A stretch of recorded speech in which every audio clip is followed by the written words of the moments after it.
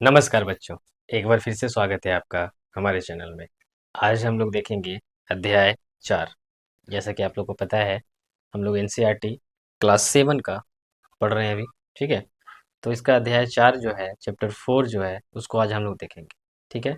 इस चैप्टर का नाम है एसिड, बेस एंड सॉल्ट। जैसा कि आपको लिखा हुआ दिख रहा होगा, एसिड्स, बेसिस एंड सॉल्ट, यानी कि अम्ल, क्षार और लवण। ये 3 चीज़ों के बारे में इस चैप्टर में हम लोग को जानना है, ठीक है? तो आइए बारीकी से एक-एक करके सबसे पहले समझते हैं, ठीक है? बिना समय गवाए हुए। देखिए, सबसे पहले बात कर रहे हैं हम लोग एसिड का, जिसको हम लोग एसिड बोलते हैं। तो पहला पॉइंट ये याद रखना है आपको कि एसिड जो है स्वाद में खट्टा होता है, ठीक है? ये बात याद रखिएगा। एसिड जो है स्वाद में कैसा होता है? तो खट्टा होता है।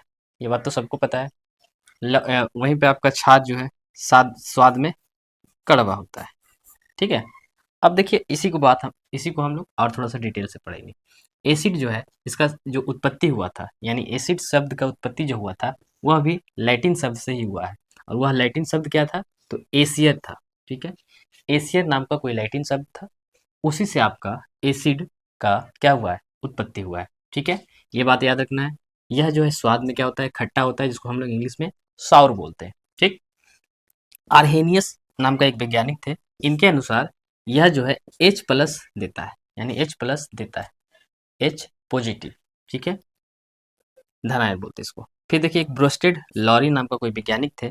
इनके अनुसार यह जो है प्रोटॉन को क्या करता है? प्रदान करता है, दान करता है किसी को। लेता नहीं है, प्रोटॉन को प्रदान करता है। तो आप लोग को पता होगा इलेक्ट्रॉन, प्रोटॉन, न्यूट्रॉन इसके बारे में, ठीक? अब देखिए, फिर आगे है कि लुईस के अनुसार, लुईस नाम का एक वैज्ञानिक थे, उनके अनुसार जो है इलेक्ट्रॉन का निर्जन जोड़ा ग्रहण करता है। इलेक्ट्रॉन का जो निर्जन है वो जोड़ा ग्रहण करता है, ठीक है? किनके अनुसार? लुईस के अनुसार। कोई वैज्ञानिक थे लुईस, उनके अनुसार। वहीं पे क्षार में देखिए क्या है? क्षार जो है यह स्वाद में क्या होता है? कड़वा होता है, ये याद रखना है। क्षार जो है ना, OH माइनस प्रदान करता है, किनके अनुसार? तो यह भी जो है आर्हेनियस के अनुसार। जैसे यहाँ पे H प्लस आयन दे रहा है ना, यहाँ पे OH माइनस आयन देगा, आर्हेनियस वैज्ञानिक के अनुसार, ठीक है? वहीं पे बात करें प्रोटॉन, तो ब्रोस्टेड लॉरी के अनुसार यह जो है प्रोटॉन क्या करता है? जैसे ये क्या हो रहा है? प्रदान कर रहा है ना, ये ग्रहण करता है, कौन? क्षार, ठीक है? और वहीं पे तीसरा पॉइंट ये याद रखिएगा कि क्षार में भी लुईस के अनुसार इलेक्ट्रॉन का निर्जन क्या होता है? जोड़ा ग्रहण करता है। यानी क्षार में भी यही सेम पॉइंट आपको और याद रखना है, एक पॉइंट, ठीक है? फिर देखिए, उसके बाद आपको याद रखना है लवण, सॉल्ट के बारे में। सॉल्ट क्या होता है? लवण क्या होता है? तो आप लोग को पता ही है, आप लोग हमेशा खाते रहते हैं। तो अब देखिए, लवण जो है, सॉल्ट जो है, अम्ल और क्षार, अम्ल और क्षार को मिलाते हैं तो क्या बनता है? लवण बनता है, और साथ में जल भी प्राप्त होता है। तो जल को हटा दिया जाता है, लवण को फिर यूज में ले लिया जाता है, ठीक है? अगर अम्ल और धातु को मिलाते हैं तो लवण प्राप्त होता है और H2 प्राप्त होता है, जिसको हम लोग हाइड्रोजन बोलते हैं, ठीक है? फिर है, अगर अम्ल और धातु ऑक्साइड को मिलाया जाए तो लवण और जल प्राप्त होता है। यानी कि अम्ल और धातु ऑक्साइड मिलाइए या अम्ल और क्षार मिलाइए, लवण और जल दोनों प्राप्त होगा उसमें। और अम्ल के साथ अगर धातु को मिलाते हैं तो लवण के साथ साथ आपको हाइड्रोजन प्राप्त होगा, ठीक है? ये पॉइंट याद रखना है। फिर देखिए, अम्ल क्षार सूचक कुछ शब्द हैं, उसको ध्यान में रखना है। जैसे अम्ल किन किन चीजों में मिलाने से रंग में परिवर्तन होता है, समझ रहे हैं ना बात को? तो वहीं पे यहाँ पे बात आ रहा है। तो देखिए, जो सबसे पहले बात आ रहा है लिटमस को।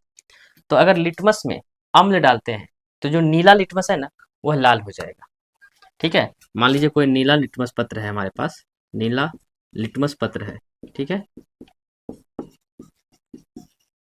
नीला लिटमस पत्र है। अगर नीला लिटमस पत्र में अम्ल मिलाएंगे तो वह लाल हो जाएगा, ठीक है? वहीं पे लाल लिटमस पत्र में क्षार मिलाएंगे तो वह क्या होगा? नीला हो जाएगा। ये बातें आपको याद रखना है, ठीक है? वहीं पे मिथाइल ऑरेंज है, यह क्या हो जाएगा? लाल हो जाएगा।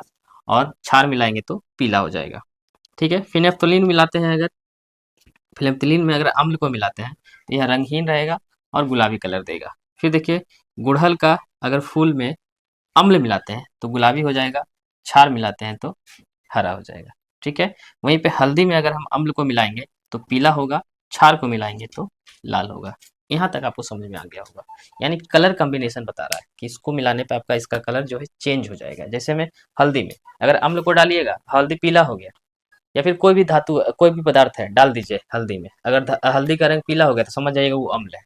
अगर कोई पदार्थ जो है डाले हैं आप और लाल हो गया रंग, तो समझ जाइएगा वो क्षार है। तो इस तरह से भी आप लोग पता कर सकते हैं। ठीक है, कुछ और पॉइंट है इसमें ऐड करते हैं, इसको इसको थोड़ा सा मिटाते हैं। ठीक, अब देखिए कुछ पॉइंट और है, उसको समझते हैं, उसके बाद ये कंप्लीट हो जाएगा। ठीक है, ज़्यादा समय आपका नहीं लगेगा।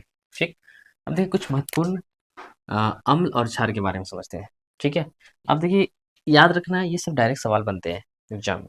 ठीक है, इसलिए इसको याद रखना हर हाल में जरूरी है। सबसे पहले आपको याद रखिएगा एसिड, जैसे ये देखिए हिंदी में लिखा हुआ है, इंग्लिश में इसी तरह लिखा हुआ रहेगा आपको। ठीक है, एसिटिक अम्ल जैसे लिखा हुआ है, तो इंग्लिश में भी ACETIC ऐसा करके एसिटिक अम्ल लिखा हुआ रहेगा। ये मत समझिए कि हिंदी अलग हो जाएगा, इंग्लिश अलग हो जाएगा। ठीक है, सेम सेम रहेगा, आपको मिलेगा। अब देखिए समझिए कि अम्ल का जो नाम है, ये एक साइड अम्ल का नाम दिया हुआ है, एक साइड किस में पाया जाता है, ये सवाल बनता है डायरेक्ट। ठीक है, तो याद रखिएगा एसिटिक अम्ल जो है वह सिरका में पाया जाता है। ठीक है, फिर है फॉर्मिक अम्ल कहाँ पाया जाता है, तो चींटी के डंक, जो चींटी हम लोग को काटता है ना, उसके डंक में कौन सा अम्ल पाया जाता है, तो फॉर्मिक अम्ल पाया जाता है। ठीक, ये याद रखिएगा। साइट्रिक अम्ल किस में पाया जाता है, तो नींबू और संतरा में पाया जाता है, और कुछ सिट्रस फल भी है उसमें भी पाया जाता है साइट्रिक अम्ल, नींबू के जो कुल के हैं। ठीक है, फिर देखिए लैक्टिक अम्ल, ये किस में पाया जाता है, दही में। जैसा कि आप लोगों को पता ही है, लैक्टोबैसिलस जीवाणु के कारण हमारा क्या होता है, दही बनता है, तो इसीलिए उसमें लैक्टिक अम्ल पाया जाता है। ये याद रखना है। ऑक्जेलिक अम्ल पालक में पाया जाता है, पालक में कौन सा अम्ल पाया जाता है, ऑक्जेलिक अम्ल। फिर है एस्कॉर्बिक अम्ल, जिसको एक्सकॉर्बिक अम्ल या विटामिन सी बोल सकते हैं हम लोग। ठीक है, तो आंवला में पाया जाता है और सिट्रस फल में पाया जाता है। ठीक है, फिर है टार्ट्रिक अम्ल, किस में पाया जाता है, तो इमली, अंगूर और कच्चे आम आदि में। इमली में, अंगूर में और कच्चे आम में, ये तीनों में टार्ट्रिक अम्ल पाया जाता है। कौन कौन, इमली, अंगूर और कच्चे आम, याद रखिएगा। ये टार्ट्रिक अम्ल ज़्यादा पूछा जाता है, साइट्रिक अम्ल ज़्यादा पूछा जाता है। ठीक, फिर देखिए नोट में कुछ याद रखिएगा कि ऊपर बताए गए सभी अम्ल जो है प्राकृतिक में पाए जाते हैं। ठीक है, हमारे प्राकृतिक में ये सारे अम्ल पाए जाते हैं जो भी बताया गया है। ठीक, फिर और जैव खाद्य पदार्थ जितने भी है वह अम्लीय होते हैं। जितने भी जैव खाद्य पदार्थ है, याद रखिएगा, जितने भी जैव खाद्य पदार्थ है वह अम्लीय होता है। ठीक, चलिए अब आगे बढ़ते हैं। अब क्षारक का समझिए कि क्षारक कौन कौन से क्षारक में क्या क्या पाया जाता है। ठीक है, जैसे में पहला नंबर है कैल्शियम हाइड्रोक्साइड, तो चूने का पानी में पाया जाता है, चूने का पानी में कैल्शियम हाइड्रोक्साइड, याद रखिएगा। ठीक है, फिर है अमोनियम हाइड्रोक्साइड, किस में पाया जाता है, तो खिड़की के कांच आदि साफ करने के लिए जो उपयुक्त मार्जक है उसमें अमोनियम हाइड्रोक्साइड मिलाया जाता है, जो खिड़की वगैरह साफ करने के लिए जो आते हैं। ठीक है, फिर है पोटेशियम हाइड्रोक्साइड और सोडियम हाइड्रोक्साइड साबुन में पाया जाता है, ये भी याद रखिएगा। मैग्नीशियम हाइड्रोक्साइड कहाँ पाया जाता है, तो दूधिया मैग्नीशियम, जिसको हम लोग मिल्क ऑफ मैग्नीशिया बोलते हैं, प्रति अम्ल में पाया जाता है। ठीक, प्रति अम्ल। अब देखिए कुछ नोट है, उसको समझते हैं। ठीक, ज़्यादा समय नहीं लेंगे। पहला नंबर है कि फिनोल्फ्थालीन जो है अम्ल एवं लवण के साथ कोई रंग नहीं देता है। अगर हम फिनोल्फ्थालीन में अम्ल मिला दें या लवण मिला दें, कोई रंग नहीं होगा, फीका रहेगा। ठीक, चींटी के डंक से उपचार करना है तो क्या करना होगा, तो सोडा और कैलामाइल का प्रयोग करेंगे, तब चींटी के डंक से उपचार हो सकता है। ठीक है, चींटी का डंक मार दिया तो लिटमस, गुड़हल का फूल और हल्दी, परतुनिया, ये सब क्या है, परतुनिया का पत्ता, ये सब क्या है, प्राकृतिक सूचक है। पूछेगा आपको सूचक के बारे में, प्राकृतिक सूचक कौन है, कृत्रिम सूचक कौन है, तो मिथाइल ऑरेंज एवं फिनाफ्थलीन जो है कृत्रिम सूचक है। तो दो है कृत्रिम सूचक आपका दिया हुआ, बाकी प्राकृतिक सूचक दिया हुआ, याद कर लेना है। ठीक, फिर है कि लिटमस पत्र जो है लाइकेन से प्राप्त होता है, लाइकेन का एक पौधा होता है, उसी से हमारा लिटमस पत्र प्राप्त होता है। ठीक है, जो अम्लीय और क्षारीय चेक करने में काफी हेल्प होता है, करता है। ठीक है, जिसका रंग क्या होता है, बैगनी होता है, माव कलर का होता है और नील सोन होता है। ठीक है, तीन तरह के इसके रंग होते हैं, ये याद रखना है। तो ये थे कुछ एसिड बेसिस एंड सॉल्ट से रिलेटेड पॉइंट्स, उसको हमने समझा, लगभग कोशिश किया कवर करने का।